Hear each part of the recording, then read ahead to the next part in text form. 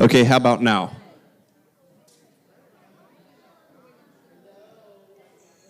Anything better up there? There is something better now? You say yes? I think he said absolutely. Okay. Well, it should have been, right? Yes. I mean, you can put the board back in. I don't need anything on the back.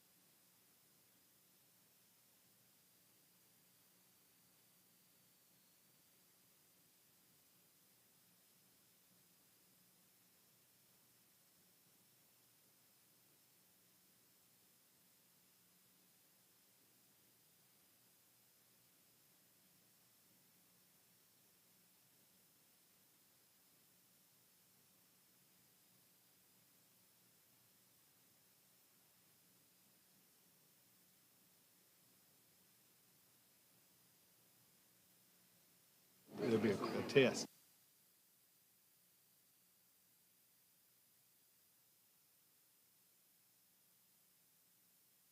Testing 1, 2. Okay.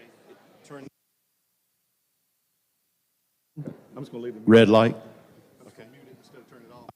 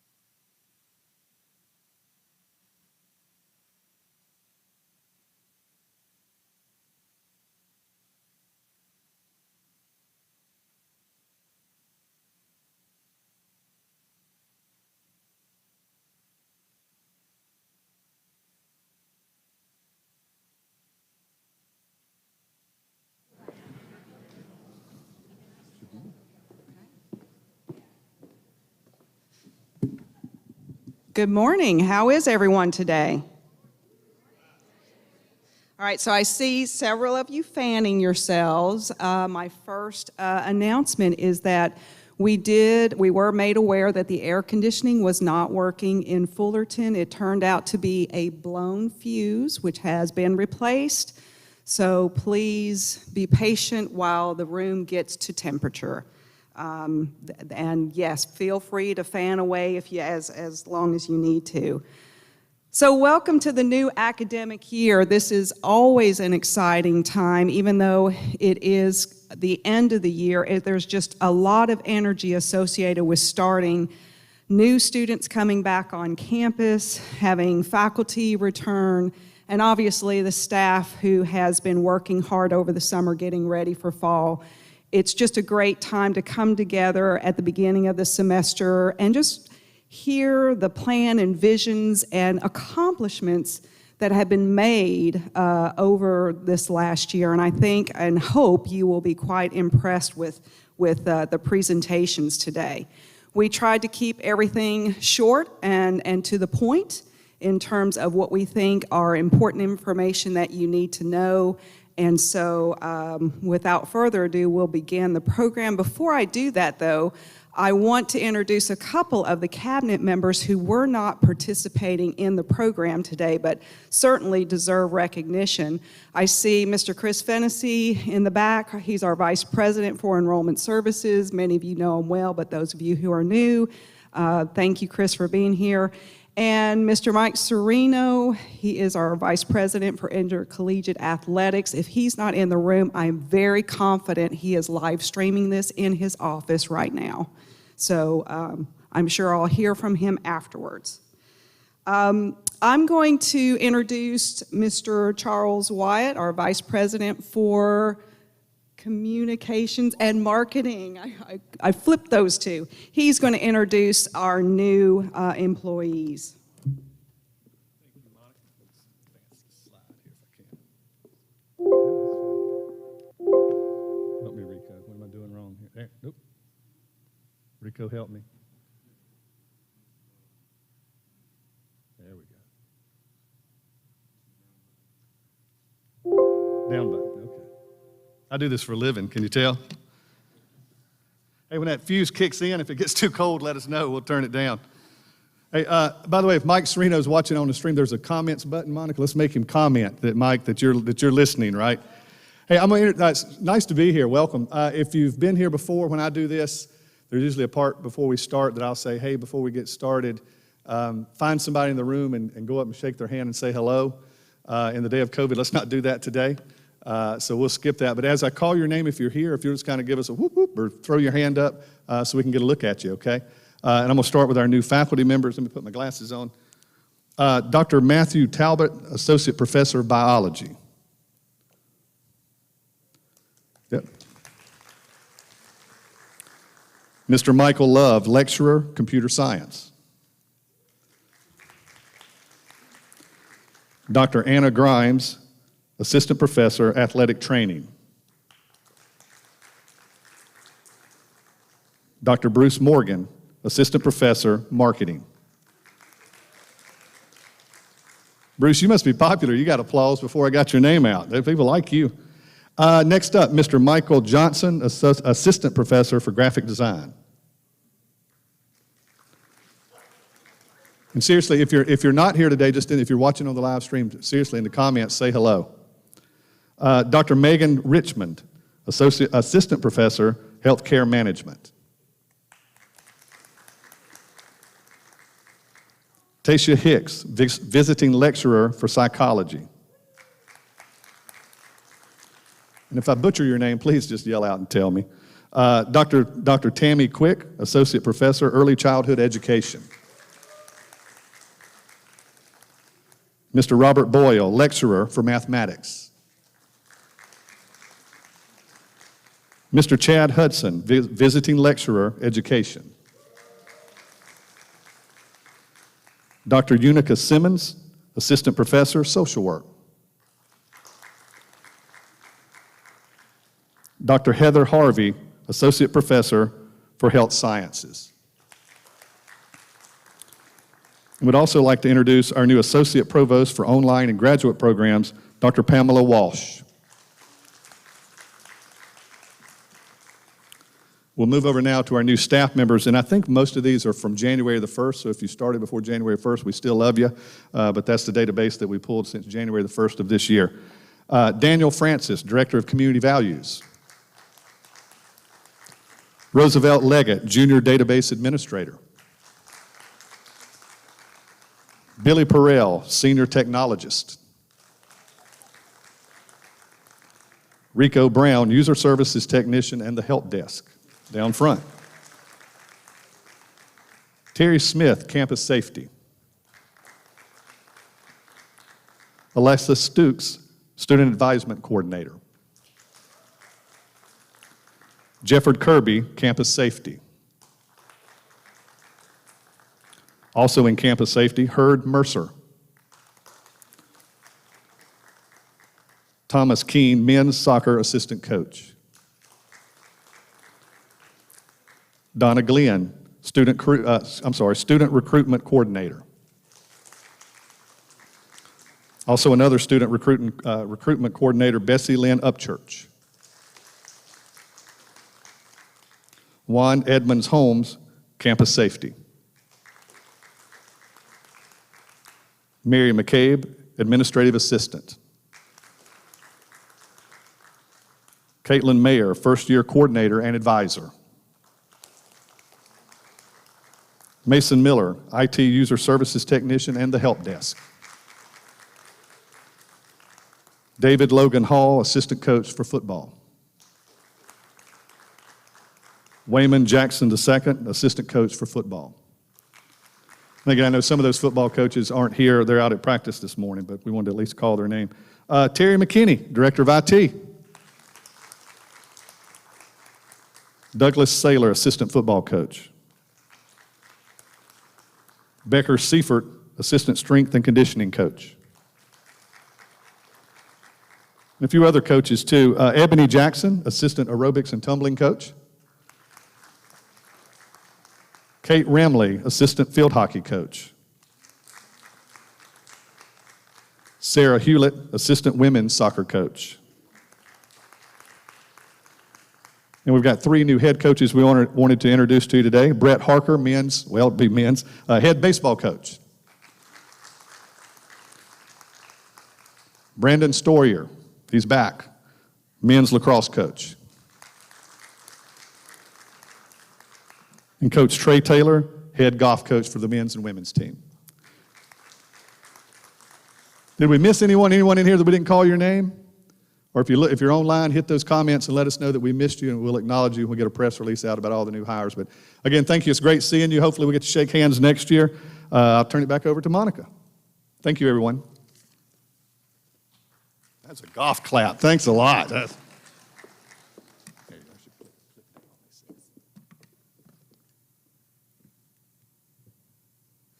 Okay, so I am the official MC today, so that means I get to be the timekeeper, and if somebody is going over, that means I get to forcibly just drag them off the stage, except for our president. Obviously, he gets all the time that he wants. So no pressure. The next person to come up on stage is Ms. Kelly Curtis, our Vice President for Institutional Advancement.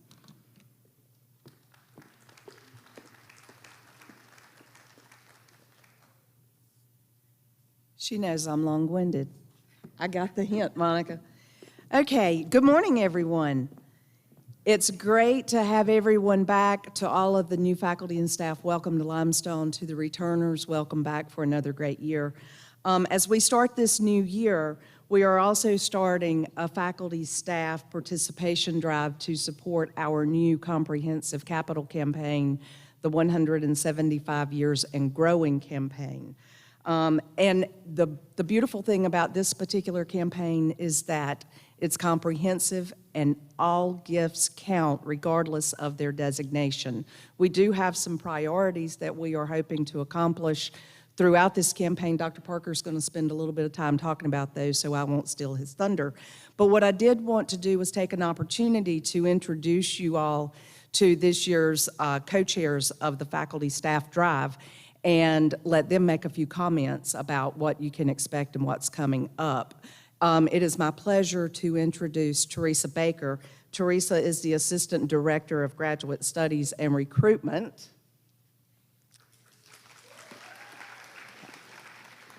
And Kyle Perry, who is our head coach for men's basketball. So I'm going to turn it over to these guys and stick to the timeline, not overstep my minutes. Good morning. I'm so excited to be co-chair with Kyle for the comprehensive campaign. So each year, faculty and staff are encouraged to give a little something in the form of a donation. So it's not the amount that is the big thing. We are focused more on participation. So the amount of the gift, like I said, is not what is important. But when the university applies for foundational grants, they ask two questions.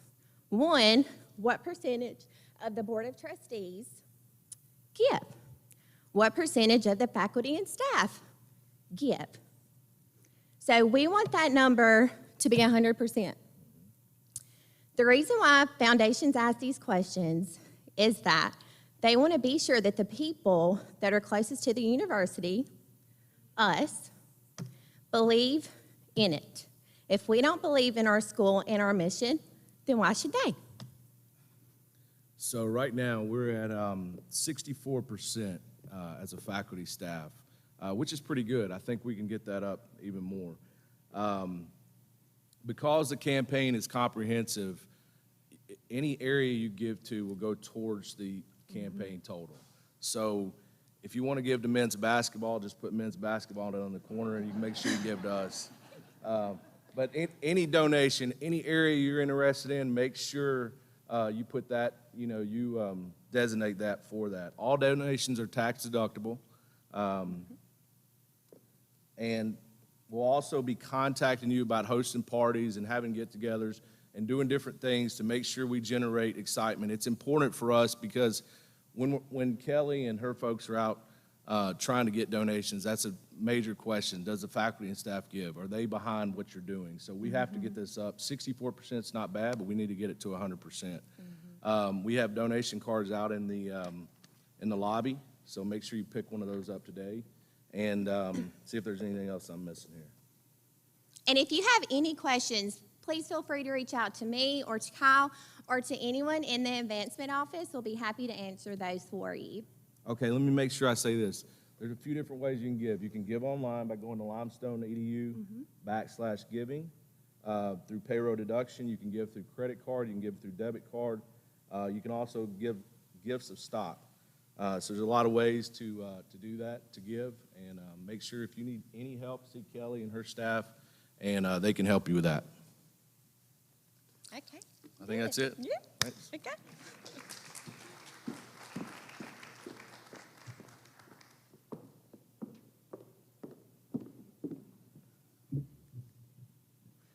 So as we all know, it's an exciting time to be at Limestone University, and I personally think it is because the visionary leadership that we have at this institution. And so with that, I would like to introduce our president, Dr. Darrell Parker. Thank you very much, and welcome back. It is so good to see life on campus, people moving around. And for the new faculty and staff, welcome home. You have found a home here. We ran searches this year for a number of positions, and the strength of the pools were incredible. We were very pleased with the choices that we had and very pleased to be able to land you as you chose to come to Limestone. We are at a point where a few years of planning and investment are starting to come together.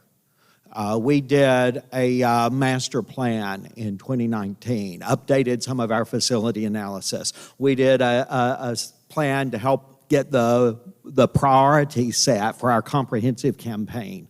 We have done a variety of investments in our institution. We had consultants help us lay out what we need to do to move our online programs back to the levels that they were. We have started last January, we brought in a firm to help us do our search engine optimization to really make sure that organically people who are looking for what we have, Limestone's one of the first choices. And with all of these things coming into play, we are really at a point where we can move ahead with the comprehensive campaign that was mentioned, with the next phase of projects on campus, both renovation and deferred maintenance. There is so much that is in place, and they all feed into the strategic plan that we completed last January. For those of you who are new, if you haven't read the materials, there are 3 columns associated with our strategic plan. One involves the basics of our students, our commitment to and belief in their success. And there's going to be a lot more discussion in the college meetings as we drill into each college what we can do to really make sure that our students succeed, that they're retained, that they graduate, that they move forward after graduation into being the type of citizens that we hope we're molding at Limestone. That's an important part of what we do. It is critical. And I suspect for faculty and staff, this is going to be one of the most challenging years ever. I have a lot of confidence in what Limestone does in their online program. I don't have as much confidence in what K through 12 did last year in online.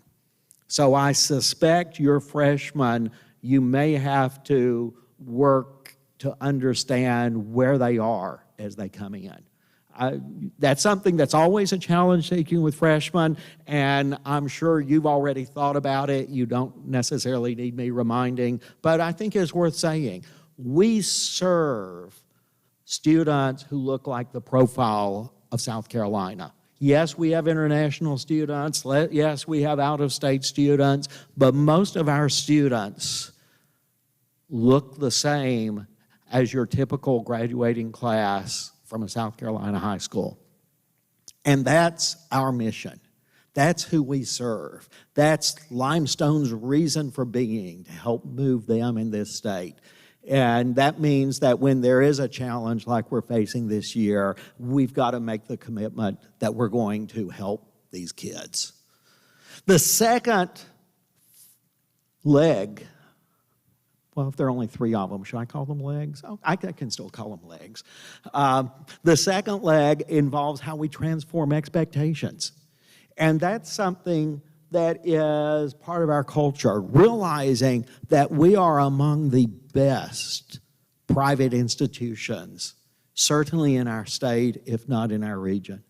It is a challenging time for higher ed. Institutions are struggling.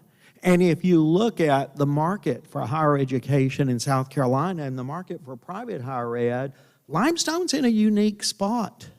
We have the potential to really have a significant impact and to thrive while other institutions are struggling to survive. When I break out and look at the market for private institutions in South Carolina, I end up focusing on a dozen institutions whose undergraduate enrollment is really regionally focused across this state. You know, there are a couple of schools in this state that have lots of money and target a national market and don't care if their students are from South Carolina. If you don't believe me, talk to our new baseball coach about how they treated the South Carolina students he tried to recruit when he was at Furman. You know, we need to delay accepting them to teach that school a lesson, that they only send us the best. We don't want them to think that just anybody can get in. We want to serve South Carolina. That's who we are. And if you look at these 12 schools, there is a clear break in terms of the undergraduate population they serve. The 4 largest, that includes Limestone, together we serve about 10,000 full-time undergraduate students every year. The 8 smallest together serve 7,000 to 8,000 undergraduates per year. The national studies on surviving in higher ed suggest that if you don't average around 1,500 students, you may not be viable going forward, which means looking at the market for those dozen schools, it's not big enough for a dozen schools. And I would much rather be where Limestone is than where most of our competitors are. And while we try to be friendly in higher ed, we are competitors. When I got my first audit in the summer of 2018, our unrestricted net assets, exclusive of plant and plant-related debt, I hope I made an accountant happy, our reserve was under 10 days. We were living close to the edge. We can still see the edge from where we are, but we've had a couple of good years. Reggie has really been working hard in terms of our budget process to make sure that we budget for depreciation, we tackle deferred maintenance, and operationally we live within our means. That is still an ongoing challenge. Our future looks very bright, assuming we survive the present. And you all know many of the challenges the present is bringing toward us. But that's why we're optimistic, because we know we've got a path forward. We are connecting the typical South Carolina student with the critical thinking that you expect from higher ed, with the critical thinking you expect from our general education core, and also with the pathways that lead them to become productive employed citizens. The new partnerships that we've developed, and new partnerships are a critical part of our focus on the future, the third leg of the strategic plan. Those partnerships are helping us attract more students and provide more opportunities.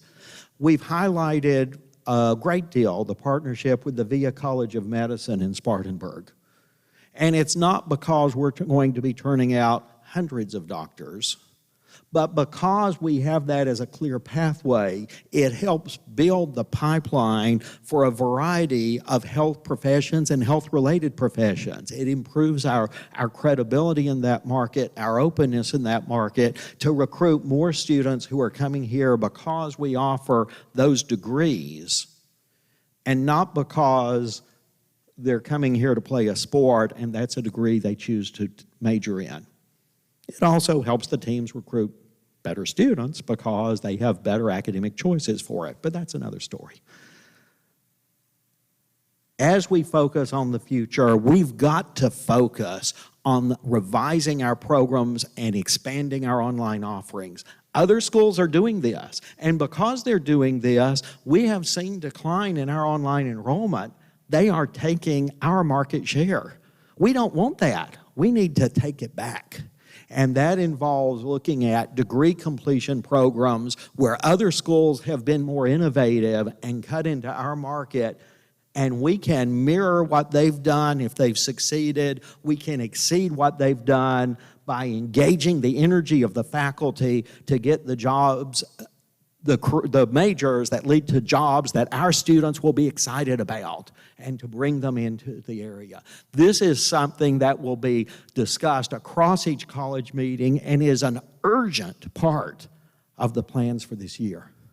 Now, as we've been doing this, one of the things that we've been able to do is begin to invest in the infrastructure of the institution.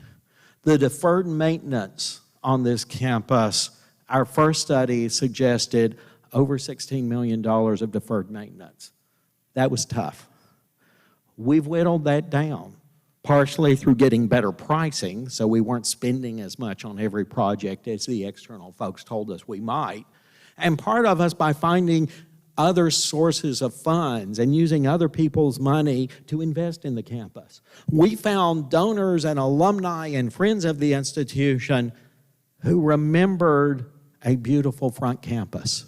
And because of that, we've gotten significant donations to beautify the front campus, to make sure that we have the planters with the flowers, the renovations that we've done around the fountain, the basic elements to help get signage in place and make this a welcoming, attractive campus for students who come through. And the reaction we are getting from our new prospects are tremendous. That is an area where we've really moved forward. We've been very judicious in managing the budget associated with the Heinz Riggins Center, the new building that will house campus life, the hub of campus, the library, student success, game rooms, an extra food court, very exciting stuff. We actually brought that project in under budget.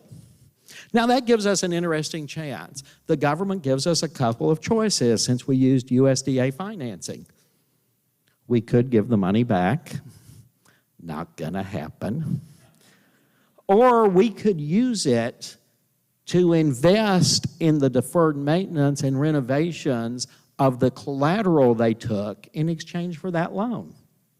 So we've looked at the deferred maintenance on the apartments, which will improve student housing.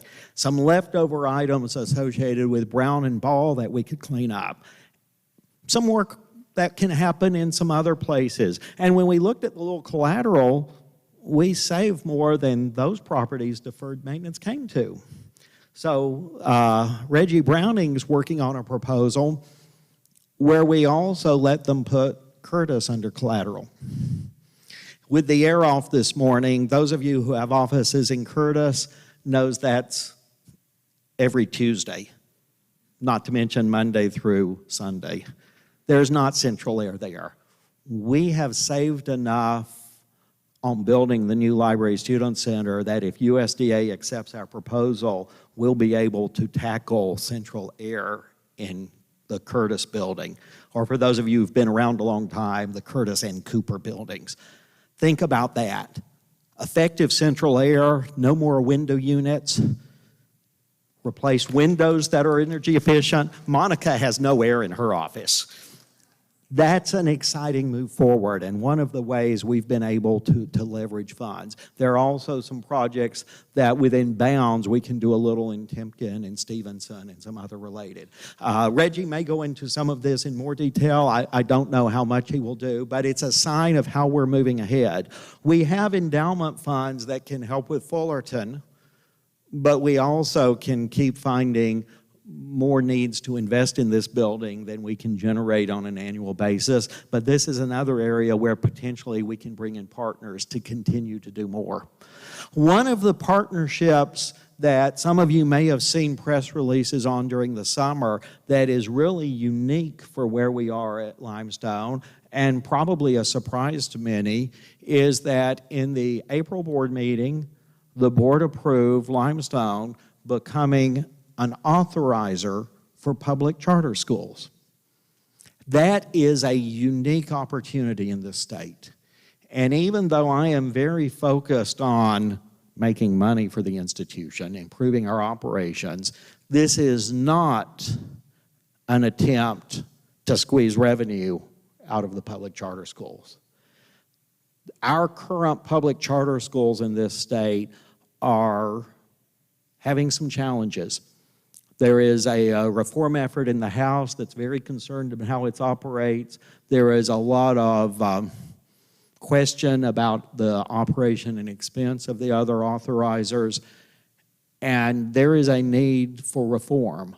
Limestone stepping in aligns with that reform and aligns with the solution to make the existing and future public charter schools of this state better.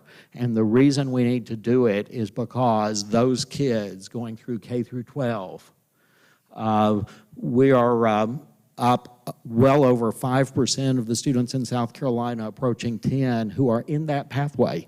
And public charter schools, if you're not familiar, are free to the students. They are public schools. They have a different governance structure, and there is a strong desire that even though they've been in place for 25 years, this has to be improved. When I made the formal announcement that we were moving into it, it was at the Charter Alliance, the consulting group for all charter schools. The Lieutenant Governor of the state introduced me to make that announcement. The House reform people were there and highlighted limestone as being part of the solution for education in South Carolina. Senator Scott, in his follow-up newsletter, highlighted that we're moving into it and that limestone is part of the solution for higher ed. While we may not make revenue directly off of this, we will live within our means. Revenue will cover expenses, and the improvement in our brand and the ability to recruit students from this pipeline will be enhanced. So it will feed the long-run success of this institution, but it's mission central to us. When Limestone was a young institution, we led the push to have public schools in Cherokee County.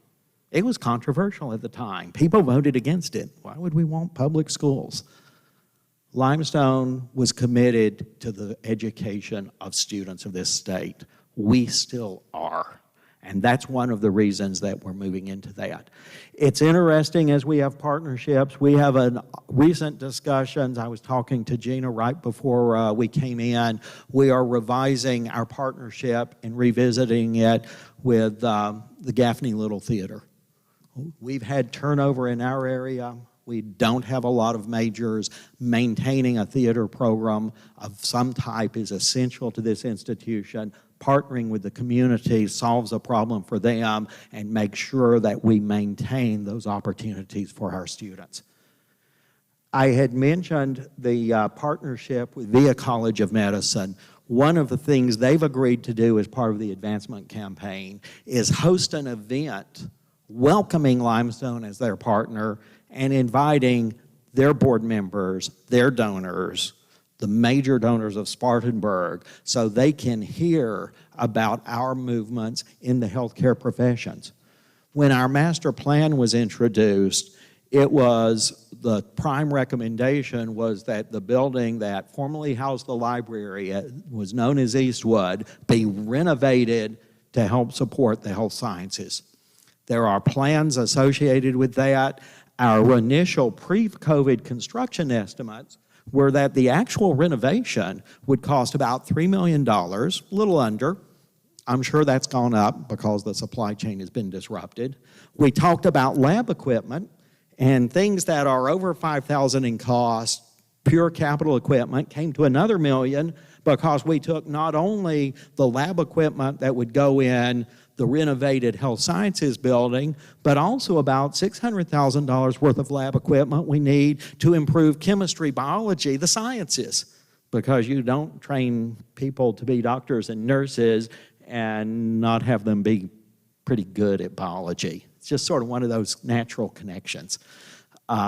And that also recognizes that a phase 3 of this project we will need to do a significant renovation to Hamrick Hall of Sciences because we've got to get those spaces modernized, up to date, and able to handle this. Now, I just rolled through $3 million here, $1 million there, probably at least $3 million for the other, but we're making progress. We already have commitments toward the renovation. We have enough cash in the bank. We will do the next phase of studies starting this month to make sure we have the full engineering and architectural studies in place. The event in Spartanburg, while I won't say it'll put us over the top, there are several people who will be in the room, any one of whom could write a check to take care of that. We have asked out to foundations. We have one foundation that has already come through and is going to be making a significant gift. We have a couple more that are pending and a couple of more who are expecting an ask from us. On the $1 million of lab equipment, we've actually made more progress with the phase 2 than with the phase 1 renovating the building, because the $600,000 of capital equipment for biology and chemistry, during the summer, Senator Graham opened a 48-hour window where he was willing to hear proposals for federal earmarks. They don't call them that anymore. I've been around a long time. They're earmarks. Because of our work with the grant writers that we've been using in Washington, we knew it was coming.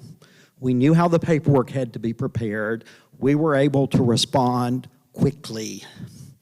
And in the current budget proposal that is under consideration in Washington, there is currently a $600,000 earmark for Limestone University to get the science equipment. It's not done until the budget is finalized. And knowing politics, there is always the possibility that the senator could make the wrong people mad and it could get taken out. If you know anything about South Carolina politics, you know there's no limit on the ability to make folks mad. We're good at that. So, that could happen. But right now, at least we're in. And I'll be spending some time toward the end of the year going up to Washington to talk both to agencies and to politicians to see if I can keep it in. The budget is presumably supposed to be passed by September 30th deadline. This is the same budget that typically annually they do a continuing resolution when they break for Christmas and then have a grand compromise around New Year's. So with a September 30th deadline, they tell me end of October is probably a good time to go up and talk to people. Okay, that's politics. It's interesting how this feeds in because that tells me we can hit our top priorities. But this is a comprehensive campaign. And what that means is that what you were just told about the faculty staff role is absolutely true. If you make a $1 donation, you get a letter for your tax purposes that we print, sign, mail, and spend more than $1 on. And we still want it. Not because it's net revenue, but because it raises that participation rate and we can look the other donors in the eye and say, Limestone's all in. We want to see things happen. You have restricted accounts tied to your disciplines, your teams, your areas of interest on campus, and I know many of you do spend your own money in support of your work and your mission. Moving a little of that through your area's restricted account helps move the number. Now, of course, I also would appreciate anyone who gave more than $1. But again, the notion is just a quick go online with one of the online appeals and click a minimum, and you've really helped move this institution.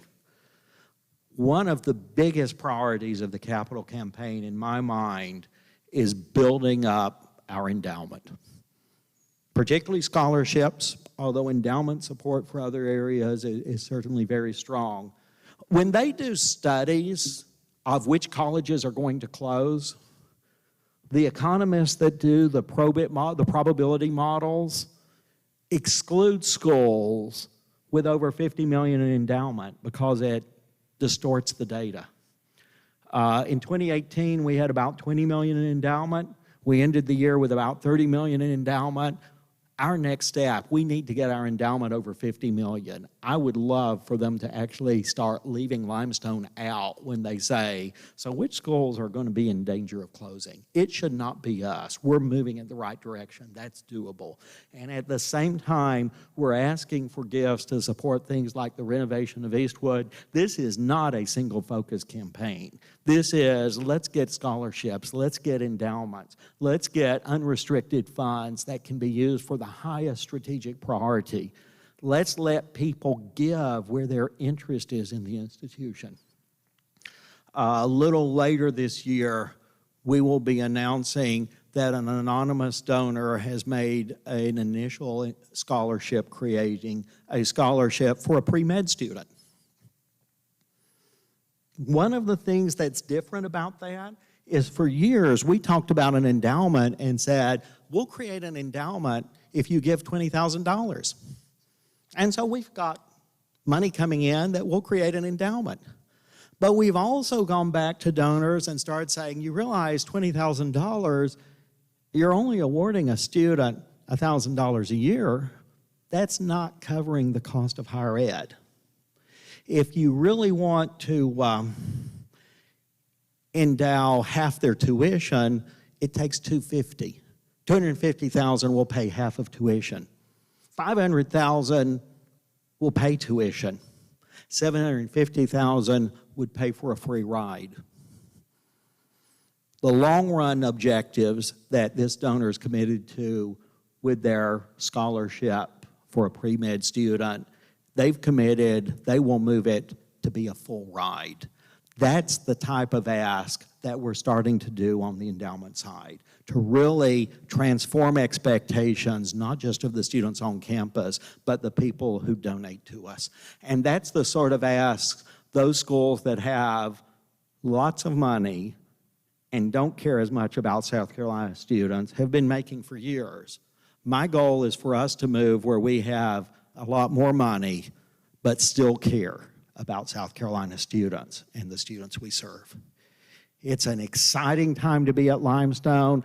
I believe that we're on a pathway to growth. I see us in a few years down the road as an institution with 4,000 students, a couple of thousand online, 1,500 studying here in Gaffney, and 500 in graduate programs. I see us with an endowment well over $50 million. I see us with reserves that are 3 months in actually full reserves, 6 months in spendable reserves, and the confidence to know that we are a strong institution so that we can grow the faculty, improve our compensation, take care of our campus, and most importantly, educate our students for their benefit and the transformation of their life in this community. Thank you very much, and welcome back.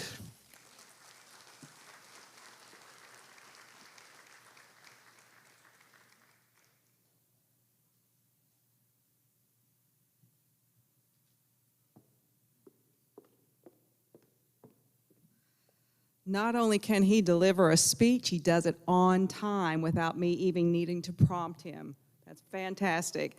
So we go from hearing from the man with the plan to the man with the money. I want to ask Mr. Reggie Browning, Vice President for Finance and Administration, to come up.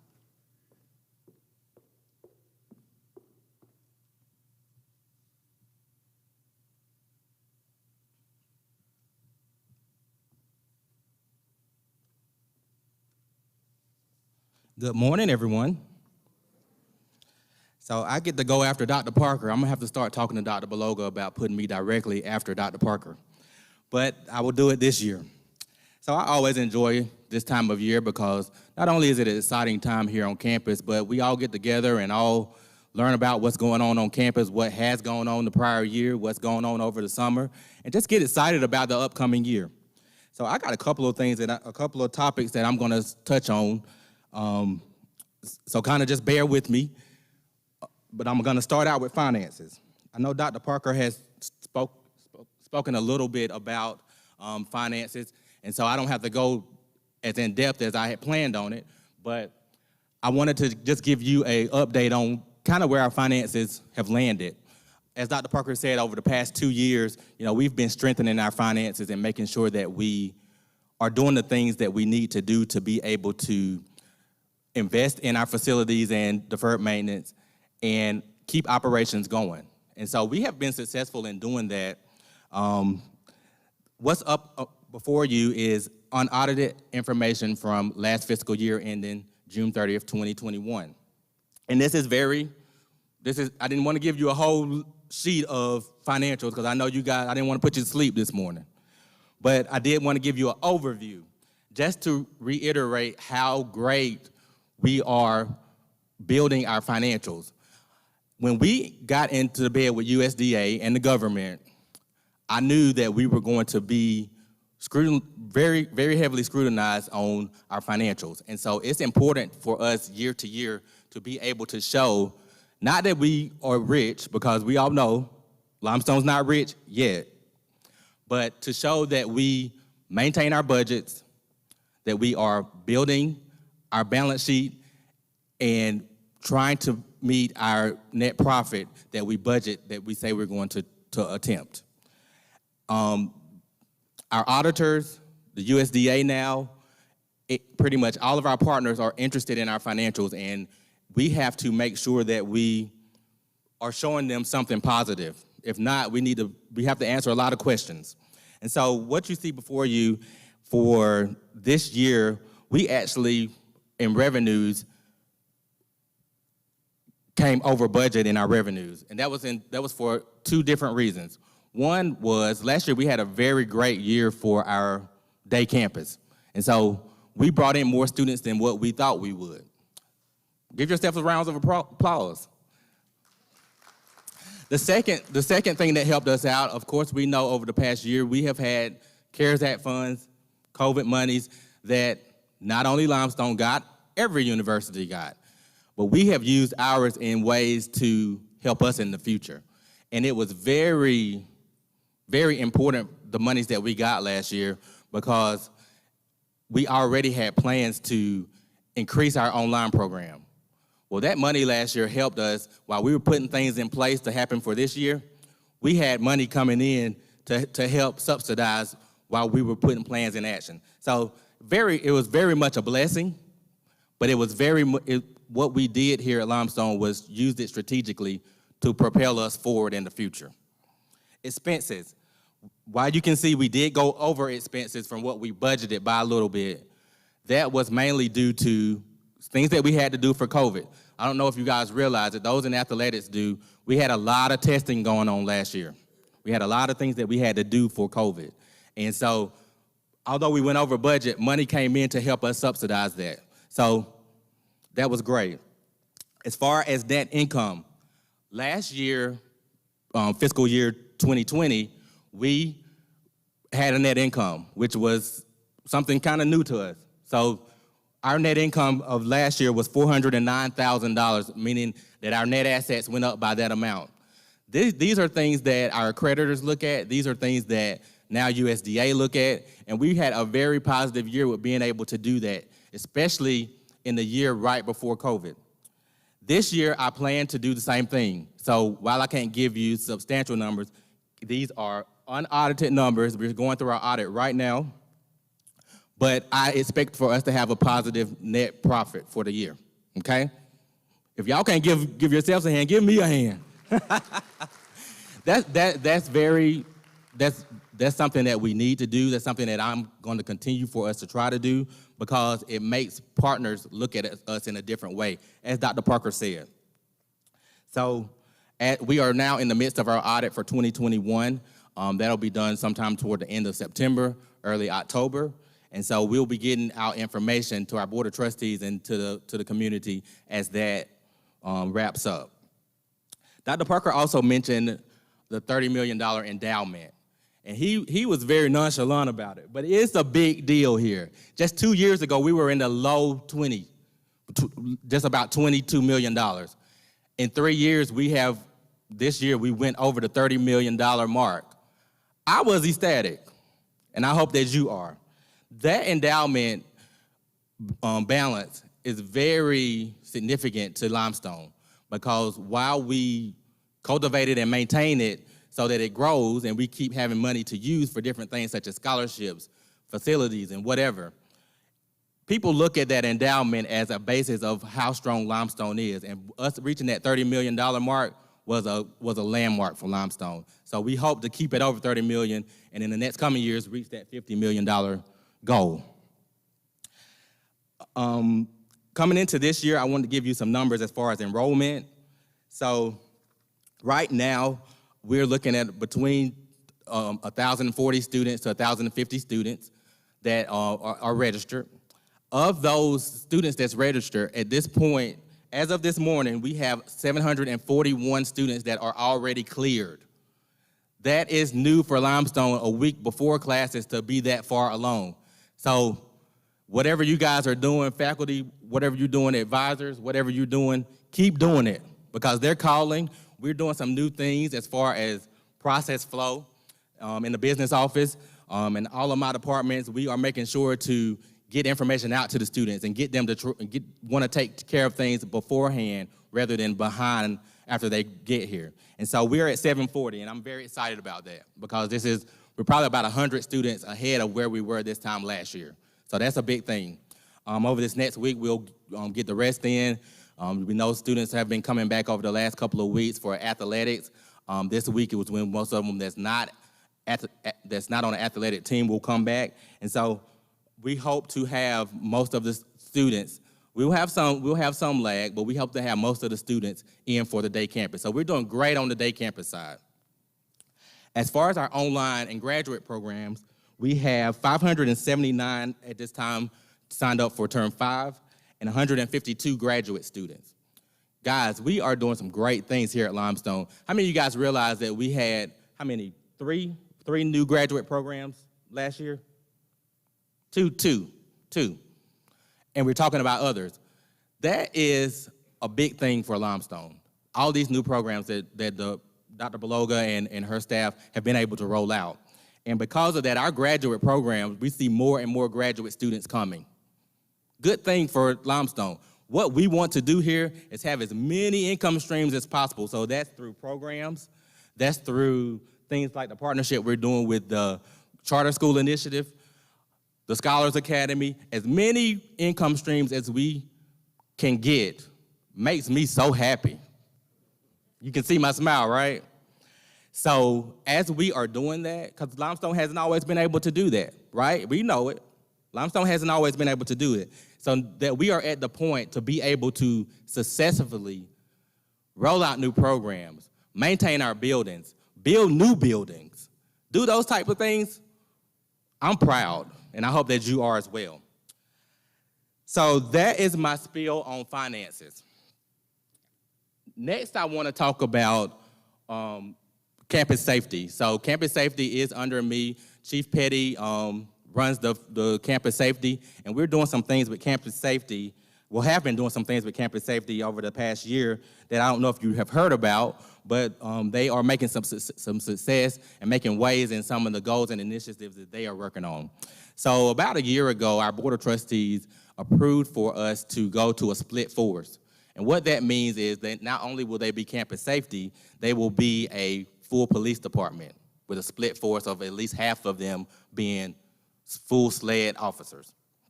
They are making waves with that. COVID didn't help last year because, everybody shut down, especially dealing at the state level. But at this point, we have one officer that has gone through the certification, completing it. At this point, we have 2 that are currently in the process of going through, and we are looking to hire officers that already are SLED active.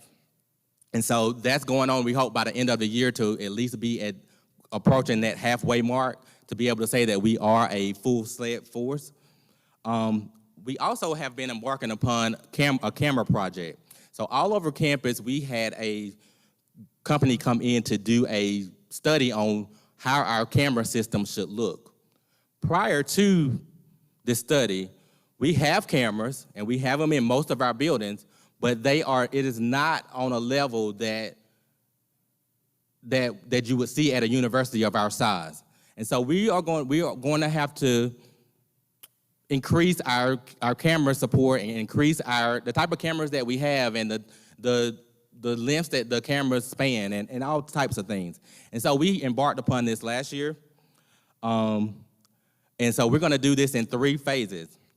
Of course, the first phase included the new building because we had to have new cameras in the new building, right? But it also included other buildings here on campus. Some of them have been done, and some of them are being worked on as we speak. The cameras that have been done is Fort Hall. That camera system, they had cameras up, they did not work great. We never told our students that, but they didn't work great. The Heinz and Riggins Center, of course, is all done. The Fort House, we, of course, emergency had to use the Fort House last year as an isolation house. Last year, we operated that with no camera system out there, just because we couldn't get it done as students were in that house with COVID. That has been done over the summer, so now that house has a camera system. A lot of the outdoor areas in front of Hamrick, in the rear of Ebert, Bob Campbell Fieldhouse, all that has been done. In this phase 1, you'll start to see some cameras go out in the outdoor areas between our walkways. So now we have a walkway area. We have an outdoor expanse for our students.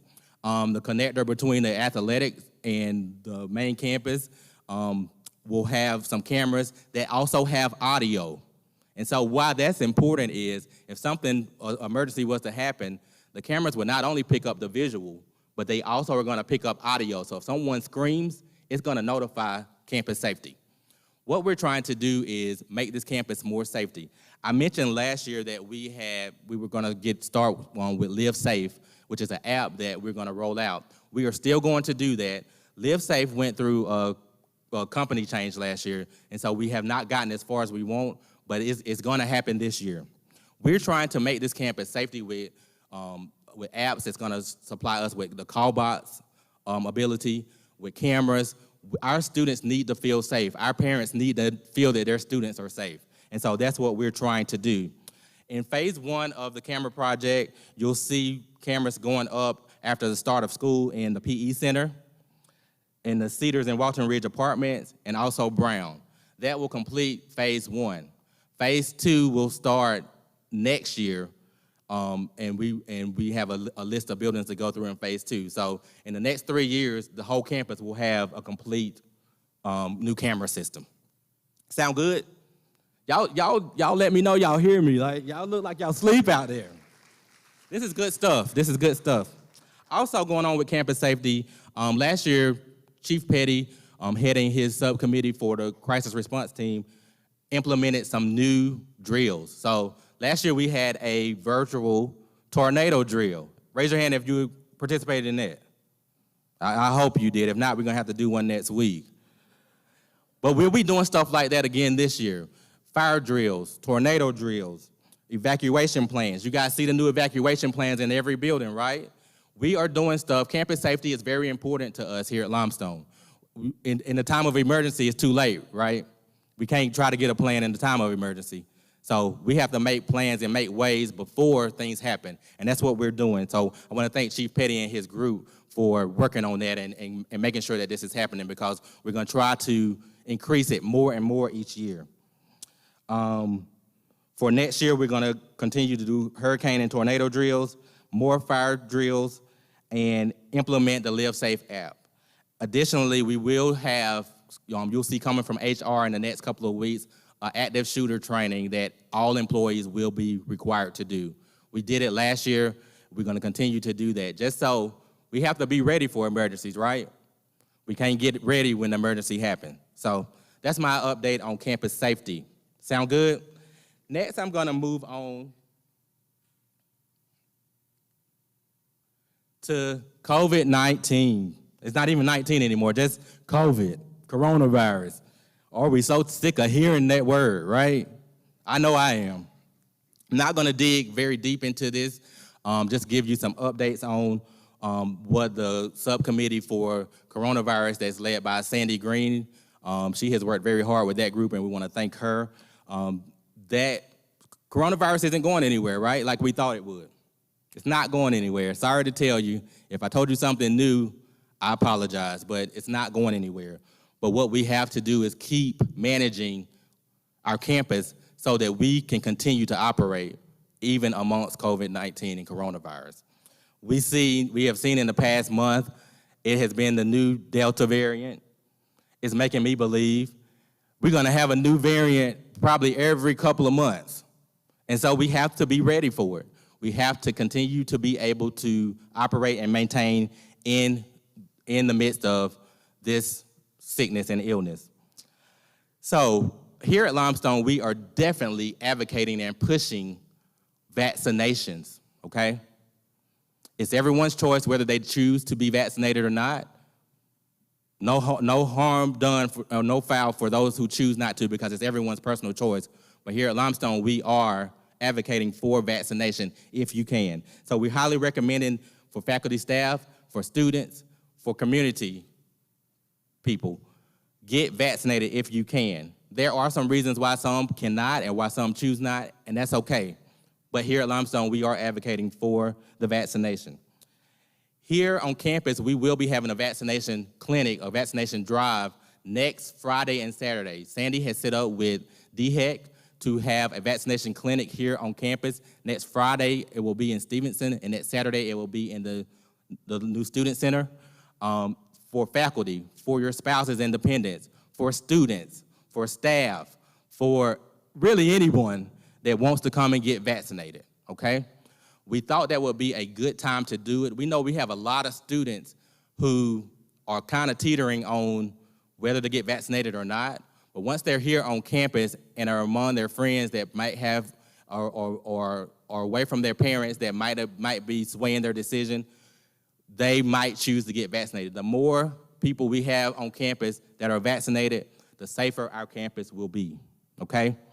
At this point, let me get my statistics. At this point, we have done a faculty staff survey that was voluntary. So if you didn't do it, it's okay, because it was totally voluntary.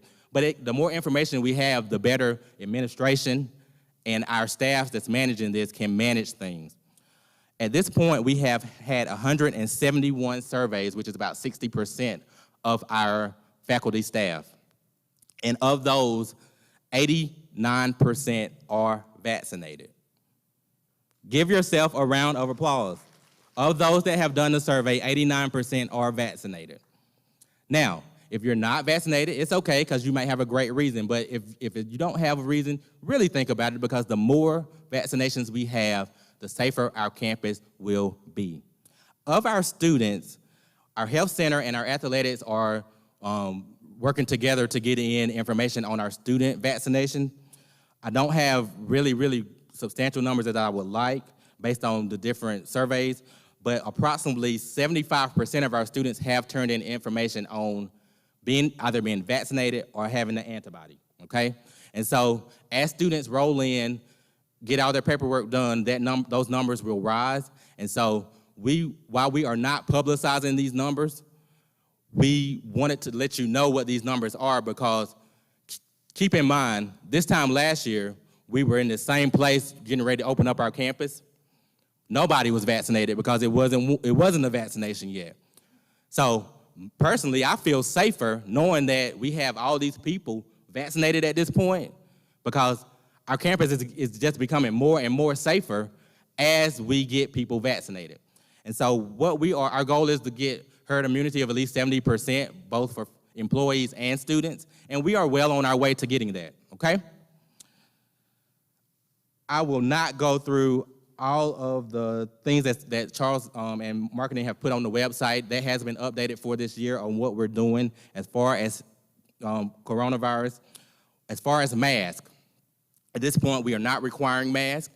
What Dr. Parker wants to do is look at this on a week-by-week basis, which he will do. And if things start to go downhill, we will have no trouble with requiring masks everywhere on campus, as the same as we did last year. At this point, we just don't feel that we have to do that right now. But what we have told students is come supplied with your mask. We have masks available here on campus, both to give out and for sale in our new bookstore. And we are keep giving the students and the faculty staff information, just so as things change throughout this semester, we'll adapt with it, the same as we did last year. And I must say, we did a great job of adapting last year. Student athletes will follow the SAC conference and NCAA protocols. Josh Nelson is doing a great job of keeping his hands on that, along with all the administration on the athletic side.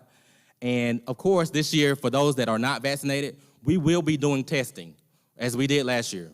We required all students last year to have testing. We are doing the same thing this year if they're not vaccinated, okay? So as far as faculty staff, I will not go through all of the things as far as the 10 days and 6 feet apart and all those things, because we all know that's going to change anyway. It changes week to week. So I won't go through that. It's all on the website. But what I will go through is what you should do if you feel sick, okay? I have heard a lot of employees feel like, I don't want to call my supervisor because that means I'm going to be out for 10 days. I got too much work to do. I got to do this. I got to do that. No, you don't, okay? Because the work will get done eventually. But we have to keep each other safe, and we have to keep ourselves safe, okay? So if you feel sick, it's okay. I'm sure everyone in here, if you haven't, some of us might have had COVID. If you haven't, you know somebody that has, and this is important. This is a very, very serious pandemic, okay? And we take it very seriously here at Limestone. If you feel sick, please let your supervisor know. So we got 6 steps that we ask you to go through if you feel sick. I'm getting kind of mixed up here. I got a lot of papers, so kind of bear with me. So step 1, ill employees, please notify your supervisor of symptoms and confirmed illness. The employee, if you're already here, will be asked to go home. Not because we just want you to go home, but you need to keep yourself safe, and we want to keep everyone safe here, students and employees. Step 2, the supervisor should contact HR. Please contact HR because they can give you the directions and what you need to do and tell you all the things that you need to know about taking time off, when can you come back, what you need to do. So please make sure that you keep HR in contact and in the know of what's going on with you.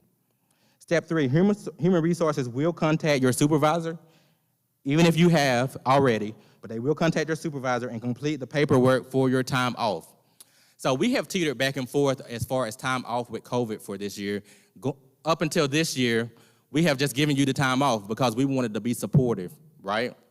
We know that you guys have children, dependents, family members that might have contracted the virus. You might have contracted it yourself. You might have been around somebody, and we have just been working with all employees to either let you work from home or just take the time off. We are going to continue to do that because we feel that we need to be supportive. COVID is not easy for anyone, especially for those of us who have lost someone, okay? And so we are going to continue to be supportive of you. Now, what I do also want to mention with that, please don't take advantage of that, okay? If you have had COVID 3 times in 4 weeks, we're going to have a problem, okay? So don't let that be the case, but we are going to continue to support you and your families as we move through this pandemic. Okay, sound good? Okay. Step 3, I already did. Human resources will work with you. Step 4, human resources will work with your department and your supervisor regarding potential contact with employees, colleagues, the employee's workspace, the necessary steps, and getting everything sanitized. And so last year we did a great job to that. So partner with us. We used another third party to do fogging. We fogged, we cleaned. We fogged, we cleaned. We are trying to keep everything safe here, and we're going to continue to do that.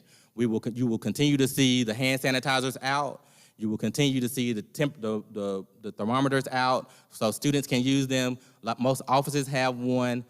We are going to continue to do everything we did last year to try to keep this campus safe. Because this time last year, I'm sure a lot of you were sitting there and saying, oh, I really don't think we're going to make it through this year, right? Did we make it? Did we make it? And I think we will this year as well, but we got to continue doing the same things, okay? And then the last step is remember to wash your hands. Remember to stay apart from people as much as possible, whether this is in your office, whether this is in your classrooms, 6 feet, 3 feet, whatever it is for that week, do it, okay? The last thing is, although we are not mandating masks here on campus, we do want to give you the right to feel safe. In your offices, if you would like to wear your mask or want someone to wear their mask, that's fine. In your classroom, if you want to wear your mask and you want your students to wear your mask, please do it in a respectful way, but that is fine, okay? The president is okay with that. The provost is okay with that. The committee is okay with that. We want everyone to feel safe because we're here to learn. We're here to teach our students. We're not here to manage COVID, but we want to feel safe. With that being said, while we are giving you the jurisdiction to do what you need to do to feel safe within your offices and within your classrooms, we do not want face covering or mask bullies here on campus. And that's for students, that's for faculty, and that's for staff. So long as we can manage and make sure everyone feels safe, we're going to get through this year just like we did last year. Sound good?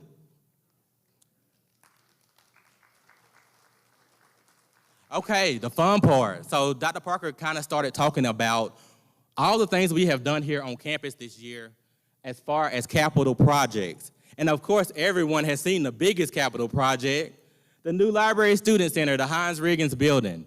If you have not had a chance to go through that building yet, you will have a chance today. Lunch will be in that building. We are excited about that building. I don't think anyone is more excited about it than me I told someone, after we get everything in this building, I don't think I want to go in it for the rest of the semester. I'm like tired of this building, but it is a great thing here on campus. We are happy about it. The Heinz Riggins building is housing our library now, our student center, dining, the mail center, the bookstore, offices, labs, etc. We are excited. It's a game changer on campus. We have been touring various people through the building throughout the year in the various stages of the construction, community people, donors, potential students, our seniors from last year, just etc. A lot of different groups. And I have yet to see the look on everyone that enters the building face. Number one, it's a grand building, but number two, everyone always says, this is limestone? Yes, it's limestone. We have a grand building here on campus. And so while we have been working on that building for the Heinz Riggins Center, we have also not wanted to forget our other buildings. We have a lot of historic buildings here on campus, a lot of nice buildings, a lot of buildings that we still can be proud of. And what we have to do is keep the deferred maintenance up, keep working on those buildings as well. We have some new buildings that are coming online here on campus. I had some pictures. Oh, okay, so let me back up. So the new building, isn't this a beauty?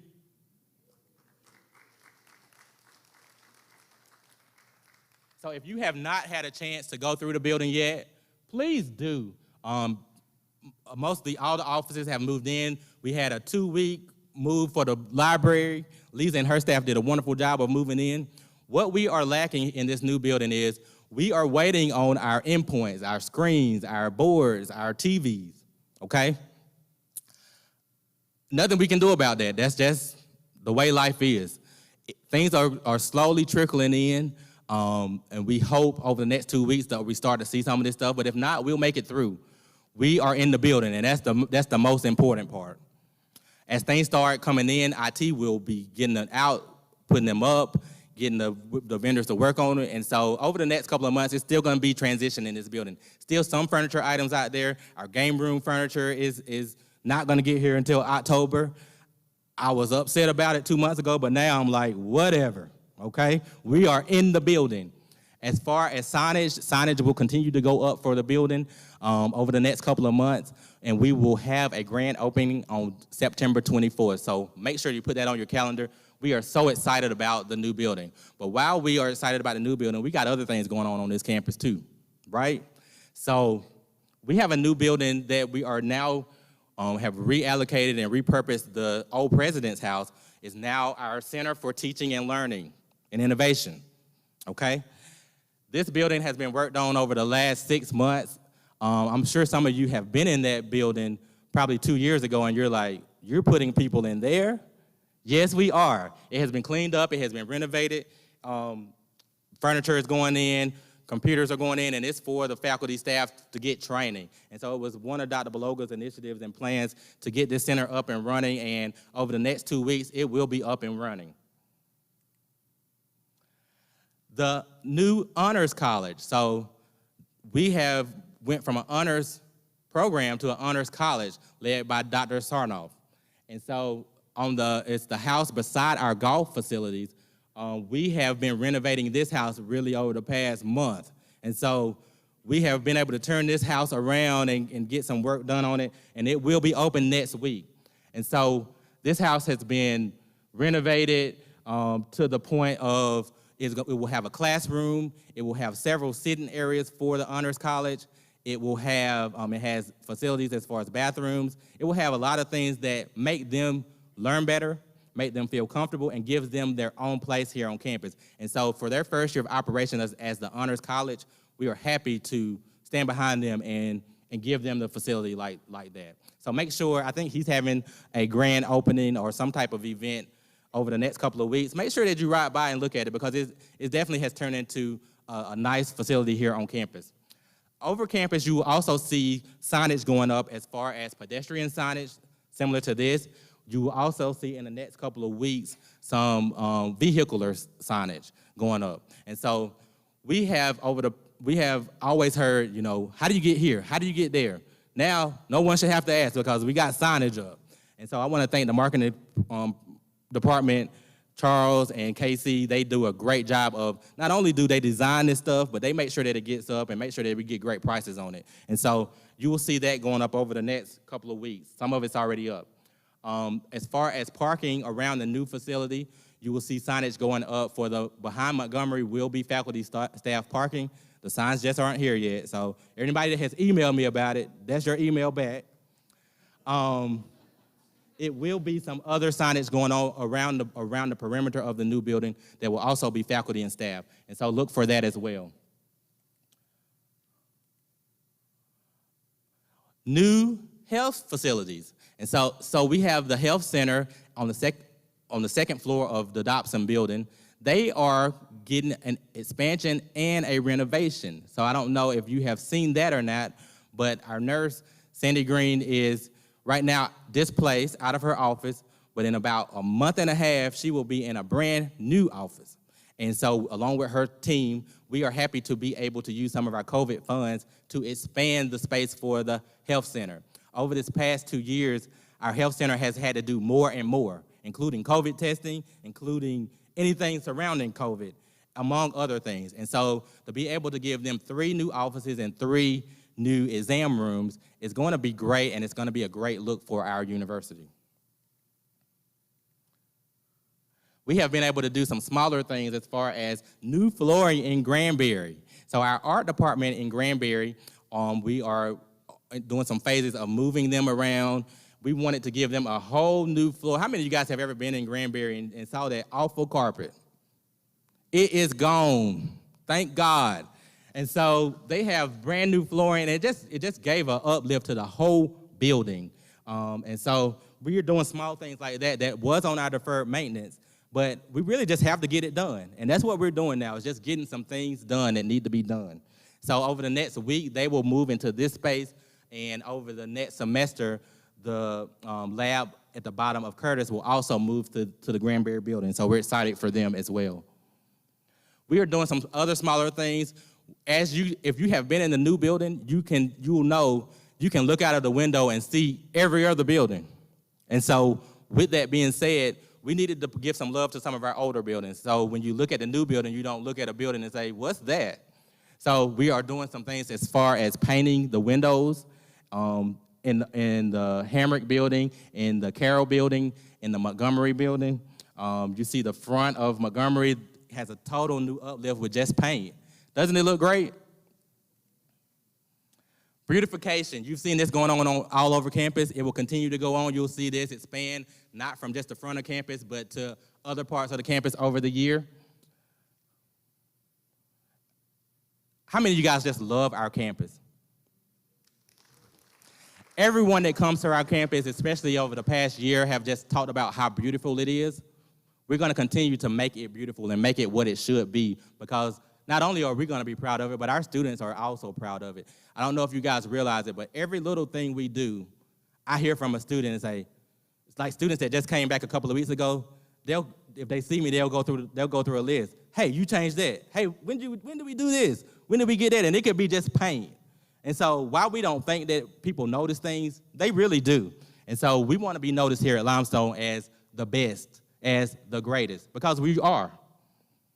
So before, I know I'm standing between the break and you guys. As I get finished, I want to give you kudos for what you have done.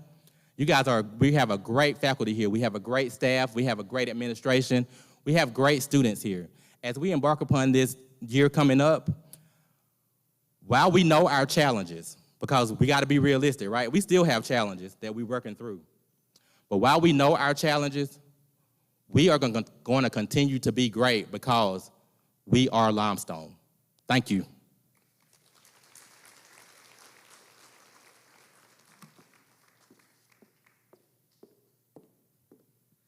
So I think we can allow that overflow of time, just because seeing all those new renovations and those things being done to campus, it's really exciting. So I didn't want to interrupt that flow. Thank you, Reggie.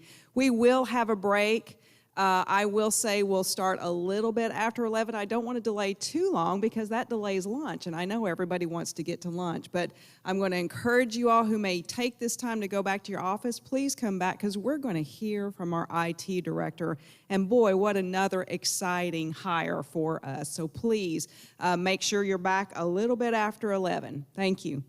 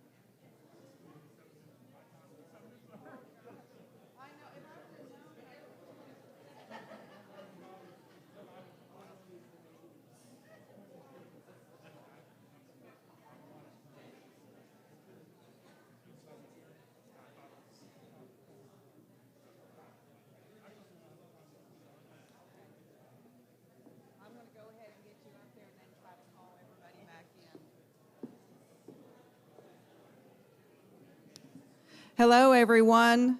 Let's go ahead and get started again. If you all could come in, thank you. So for our next session, we are going to hear about information technology updates, and I'd like to introduce Terry McKinney, who is our new Director of IT, and Heidi Cobb. Heidi, I'm sorry, I have to read, User Services Manager, Information Technology. I don't think I ever knew what your official title was, Heidi. So please forgive me that, but they will both come up and we will talk IT, or they will talk IT.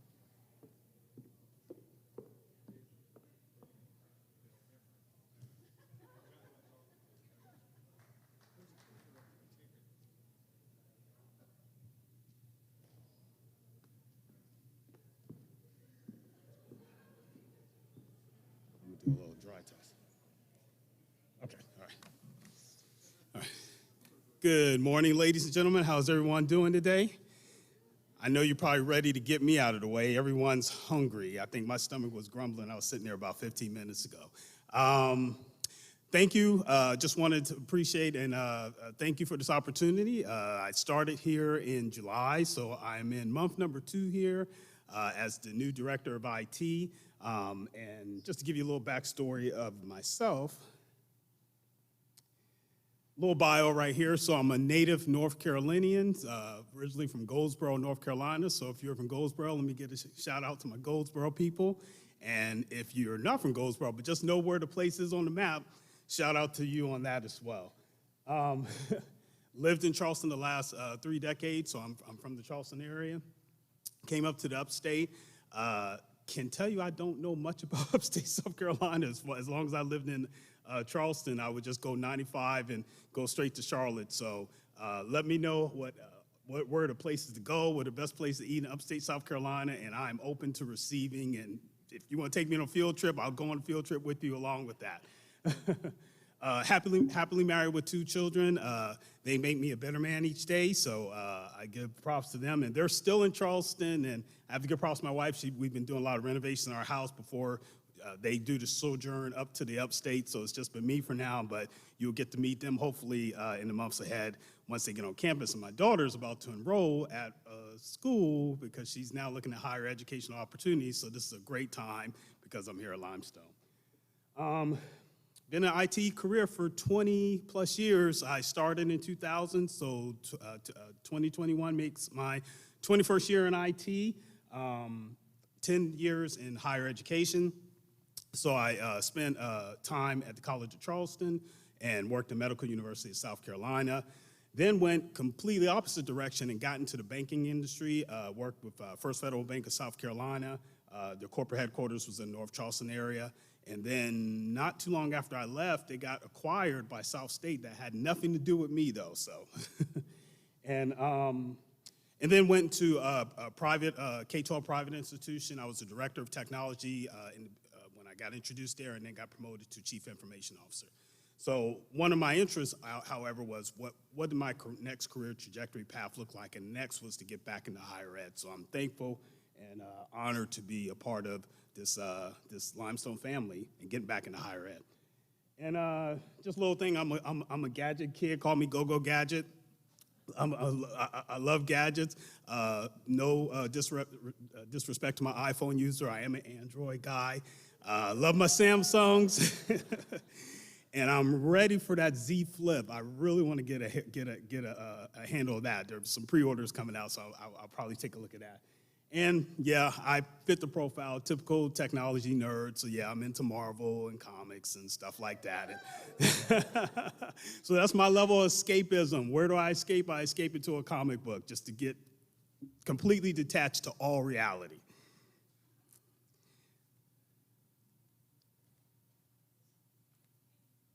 Okay, so what I just want to just introduce you more from my perspective is from a visionary aspect. What does it look like? What does success, what does institutional success, and more importantly, what does IT institutional success look like from my perspective at Limestone? So I did a cyclical matrix with 4 pillars or quadrants, if you want to call it. Pedagogical emphasis, 360-degree student-centric focus, innovation, and value-driven.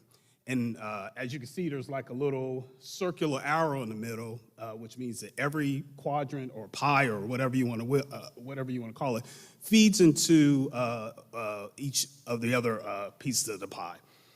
So pedagogical emphasis, what does that mean to me? Well, that means in some ways, how can we enrich teaching for you in your classroom environments? Some of the subsets, I could have had a number of bullet points, but in the interest of time, I just highlighted two things. The first is content delivery. What does content delivery and e-learning look like for you in your teaching capacity? Or your ability to, how does technology serve as the linchpin towards your teaching? Are you able to deliver the resources using technology in a viable form and in a valuable form to the students? Is there ways that we can look at how we can enrich that experience, create this immersive experience between you and the student, and how we can enhance digital interaction and collaboration? Classroom standardization. One of the things when I did the tour of the campus, so I recognized every single classroom was configured completely separately. And one of my, so I look at it, ideas lead to vision, vision leads to strategy, strategy leads to plan of execution. So right now we're in the vision stage, we're going to lead into a strategy, which includes a strategic technology plan, and then from there we can lead to a plan of execution, both short and long term. But with classrooms, it would be easier, so much for you as faculty or staff that utilize these rooms, to have a standardized approach where you go into any of these classroom environments or general use environments, and everything is configured the same. You have an expectation of what is there, what technology assets, whether it's touch screens or laptop devices or microphones such as this. But creating that standardization helps with ease of use, familiarity, and low adoption curves. I know I can have full confidence as a teacher when I walk in this classroom that is configured in such a way, and I know the understanding, and I'm empowered to use the technology because it's the same in every other room that I've been in. So standardization is something I'm a big proponent of. I got a clap from that.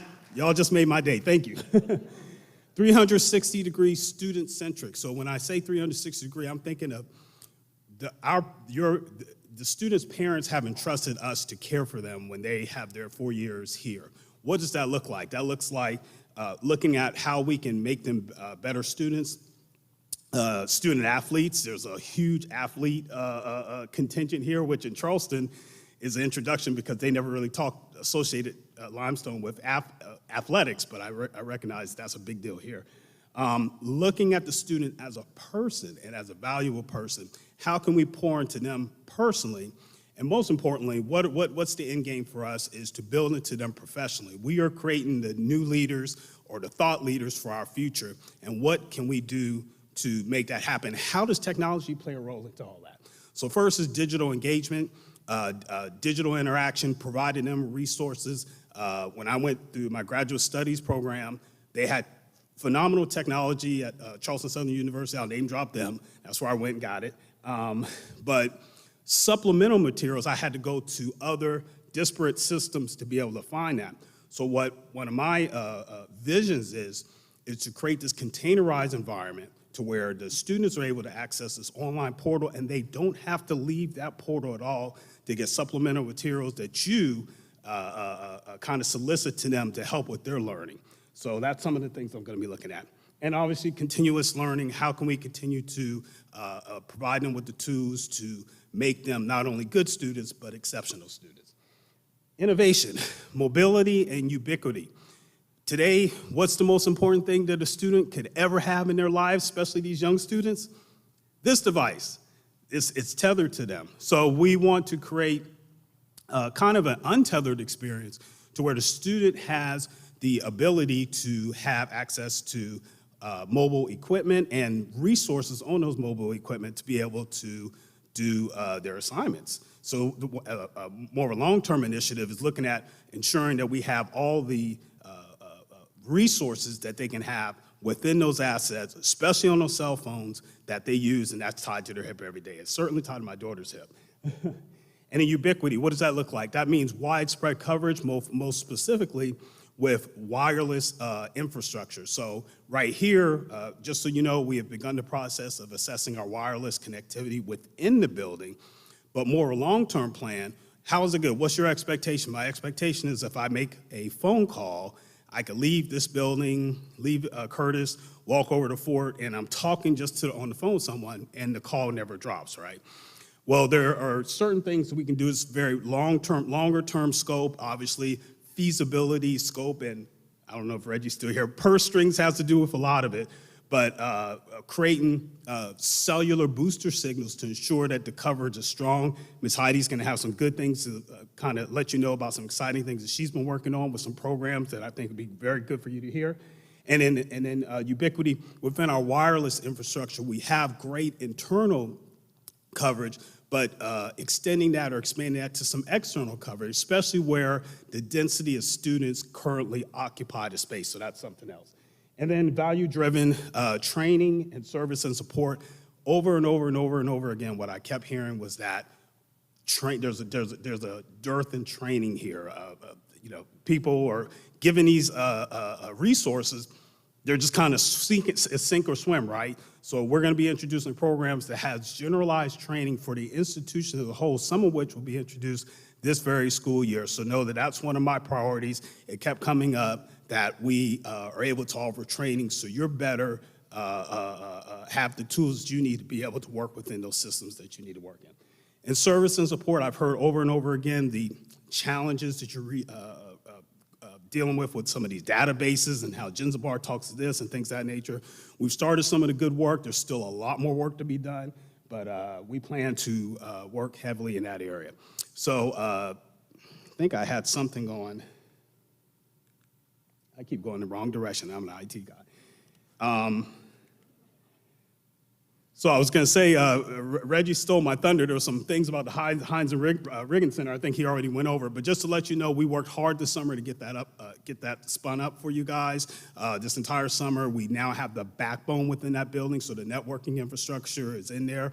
We are now approaching phase 4, so there were some supply shortages with some of the materials. We're getting there, but just to let you know, by the end of the calendar year, our hopes and intent is to have all pieces from a technological standpoint up and ready for you, for the staff members, and most importantly, for the students. Very exciting things. Pleasure to meet you guys. Can't wait to work for all of you. And I'm going to turn it over to Ms. Heidi Koff. She has some interesting things to share with you from her standpoint. Thank you very much. Hey, good morning, guys. So we've done a plethora of projects and improvements around campus that you heard Terry mention with the Heinz and Riggins, that Reggie mentioned, the new makerspace, the gaming room, all of the AV equipment that's going in the Heinz and Riggins Center, state-of-the-art equipment. Super excited about it. But in addition to all the things that we've been working on, there's 4 things that I wanted to mention today, and I promise to talk fast and be quick. But the first thing is the Hamrick Hall of Sciences. For the faculty that's been here and for the students that have used that Hamrick, you know that the equipment's been outdated. So I am so happy to announce that 4 of the classrooms are getting updates this year. It's 107, 108, 112, and 127.